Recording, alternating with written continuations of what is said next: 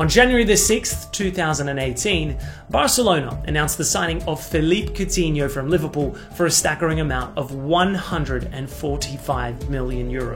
It was meant to be a dream move, the pinnacle of a career that had been on a steady rise in England. But instead, it marked the beginning of one of the most dramatic declines. At Liverpool, Coutinho was a hero. He was the little magician, a player capable of unlocking defenses with a flick of his boot, curling long-range shots into the top corner like it was second nature. But at Barcelona, he never looked comfortable. The same fans who once welcomed him as Neymar's successor turned on him. Soon he was shipped off on loan, discarded like an expensive mistake. His career has been a whirlwind of brilliance, bad decisions, and misfortune too. From the streets of Brazil to Inter Milan, from Liverpool to Barcelona, and then an unexpected stint in Qatar. Coutinho's journey is one of football's strangest tales. So what really happened to the little Brazilian magician?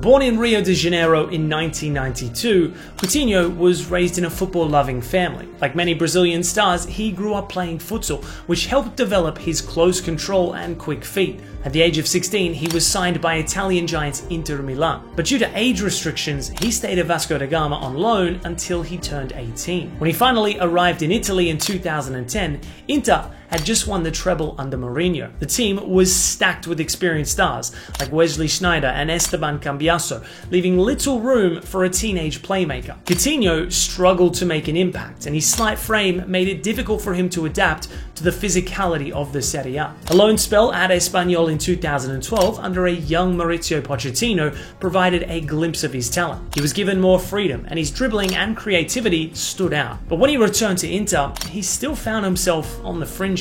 By January 2013, Inter decided to cut their losses and accepted an £8.5 million bid from Liverpool. Few could have predicted what would happen next. When Coutinho arrived at Anfield, he was just 20 years old. Brendan Rodgers, Liverpool's manager at the time, described him as a little wizard and immediately put him in the starting lineup. His impact was instant. On his full debut against Swansea City, he scored a goal and set up another, giving fans a taste of what was to come. The 2013-14 season was where he truly established himself. Playing behind Suarez and Sturridge in a free-flowing attack, Coutinho's vision and passing helped Liverpool come within touching distance of the Premier League title. He wasn't the main star as Suarez stole most of the headlines, but his contributions were vital to the attack. His goal against City in April 2014 remains one of the most iconic moments of that season. As the years passed, Coutinho became Liverpool's talisman. After Suarez left for Barcelona in 2014,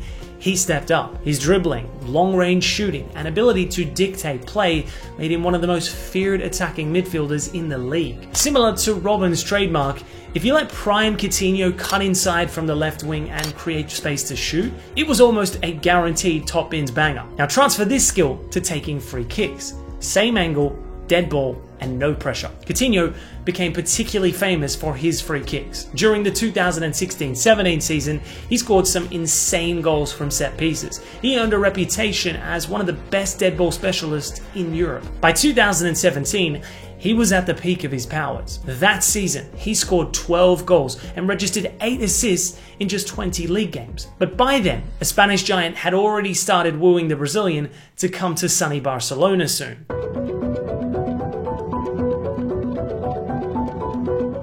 Barcelona had been tracking Coutinho for a long time, but their interest became serious after Neymar's shock departure to PSG in the summer of 2017. Desperate to replace him, they saw Coutinho as the ideal candidate. Liverpool rejected multiple bids, but Coutinho was determined to leave. He even submitted a transfer request, citing his desire to play for Barcelona as the reason. Despite Liverpool's resistance, a deal was finally agreed in January 2018. At first, it looked like a perfect fit. Coutinho scored 10 goals in his first 6 months and helped Barcelona win La Liga. But cracks soon appeared. Unlike at Liverpool, where he had the freedom to drift inside and dictate play, Barcelona used him in multiple roles. Sometimes he played in midfield, sometimes on the wing, but he couldn't even come close to replacing Neymar. His confidence began to dip, and by his second full season, he looked like a shadow of his former self. The hefty price tag didn't help with pressure and expectations.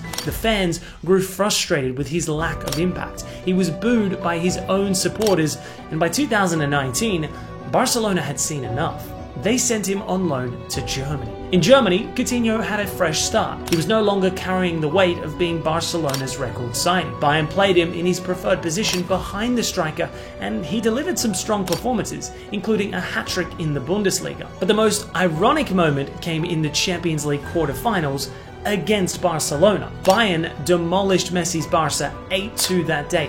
The salt in the wound was delivered by Coutinho as he came off the bench to score twice and provide an assist. The player Barcelona had discarded was now embarrassing them on the biggest stage. But despite these flashes of brilliance, Bayern chose not to sign him permanently. The club's sporting director admitted he was a talented player, but didn't fit into their long-term plans. Coutinho returned to Barcelona in 2020, but the club was now in a huge crisis. Messi's future was uncertain, the squad was aging, and financially, they were in a giant mess. Injuries plagued his return, and he spent most of the season either on the bench or sideline.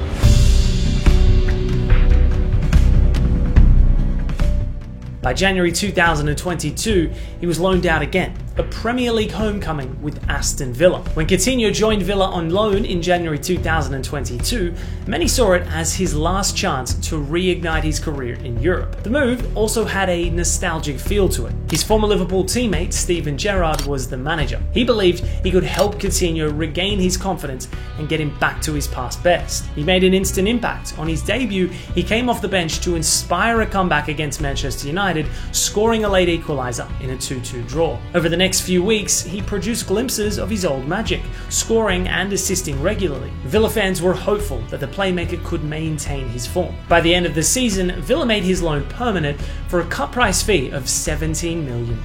It seemed like a bargain, but after a strong start, things quickly unraveled. His performances became inconsistent, and his influence faded. Whether it was the lack of confidence, injuries, or the demands of Premier League football, Coutinho could not maintain his previous level of consistency. It was genuinely sad to watch once such an elite player being unable to tap into his magical potential again. When Gerrard was sacked in October 2022, Coutinho lost his biggest supporter at the club. Under new manager Unai Emery, he was no longer a regular starter. The Brazilian finished the 2022-23 season with just 1 goal and 0 assists in 20 league appearances. His time in England was coming to an end. By the summer of 2023, it was clear that Coutinho had no future at Villa. European clubs showed little interest in signing him, which was a stark contrast to the days where he was one of the most talented playmakers in the world. Eventually, he agreed to a loan move to Qatari side Al Duhail. It was a surprising decision, as many expected him to return to Brazil or try to rebuild his career in a mid-table European club. Instead, he chose financial security over competition at the highest level. His stint in Qatar did not make many headlines. He had some decent performances, but was unrecognizably far from the player he used to be. In the 2024 summer window, he moved to his boyhood club in Brazil, Vasco da Gama. At 32 years of age, Coutinho's career in top-level European football seems to be over. His contract with Villa expires in the summer of 2026. Is it possible that Emery might cook up a plan in his last year of contract?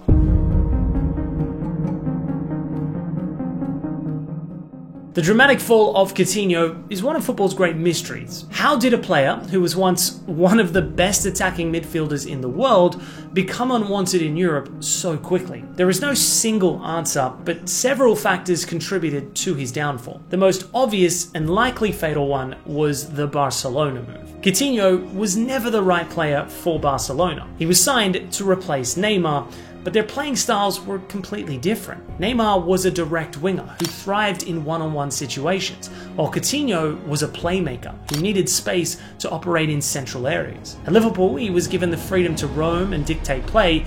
At Barcelona, he was often pushed out wide or forced into a midfield role where he could not truly express himself. The price tag played its role as well. His confidence took a massive hit, and once the fans turned on him, there was no way back. Another major factor was injuries and fitness issues. Coutinho never had a history of serious injuries at Liverpool, but after moving to Barcelona, he began to struggle with fitness problems. Knee issues sidelined him for long periods, and even when he was fit, he lacked the sharpness that once defined his game. His agility and quick bursts of acceleration, which made him so dangerous in his prime, started to fade. Without those traits, he became quite dull and ineffective. Both of those led to some major psychological and confidence problems. Football is as much a mental game as it is physical. Coutinho was always a confident player. When he was at his best, he played with swagger. But once things started going wrong at Barcelona, he seemed to lose that belief in himself. Being publicly criticized and benched at Barca clearly affected his mindset. The pressure of being their most expensive signing also weighed on him. Even during his later years in Aston Villa, he looked hesitant to take risks, something that was never an issue at Liverpool. But maybe the most upsetting factor was the changing tactical landscape and Coutinho's role becoming an endangered one. A classic number 10 has become less relevant in modern football, and it's a shame from the fans' perspective. Coutinho was never great defensively, and he wasn't fast enough to be an elite winger. This meant that many top clubs simply did not have a place for him in their tactical setup, despite his immense technical qualities.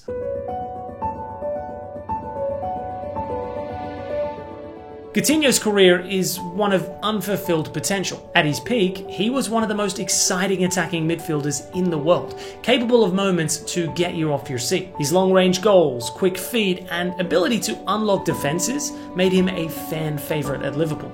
However, his decision to leave for Barcelona, combined with injuries and tactical mismatches, meant he never reached the heights expected of him. Instead of being remembered as a generational talent, he is now seen as a cautionary tale. A player who had everything but one wrong career move ended his career. For Liverpool fans, he will always be remembered for his dazzling performances and spectacular goals. But for Barcelona fans, he will always be a disappointment. His legacy is complicated, but there is no denying that for a few years, he was truly special. At 32, it is unlikely that Coutinho will ever return to the elite level of football. Another loan move back to his boyhood club could give him a chance to enjoy the final years of his career playing in a less competitive environment. There is also the possibility of a return to Europe with a mid-table club in Spain or Italy, maybe even England. While the days of him playing for a top Champions League club are most likely over, he might still have enough quality to make an impact in a less intense league. But even if he never returns to the spotlight, Coutinho's story serves as a lesson for young players. Talent alone is not enough to shine. Confidence and the right tactical fit are important as well. His career remains one of the most confusing in modern football. How did a player with so much ability lose his way so quick? Was it bad luck, bad choices, or simply a case of football evolving beyond him? Whatever the reason, Coutinho's journey will always be remembered, not just for the magic he once produced, but also for the mystery of how it all went downhill. Why do you think Coutinho never worked out at Barcelona? Let us know below.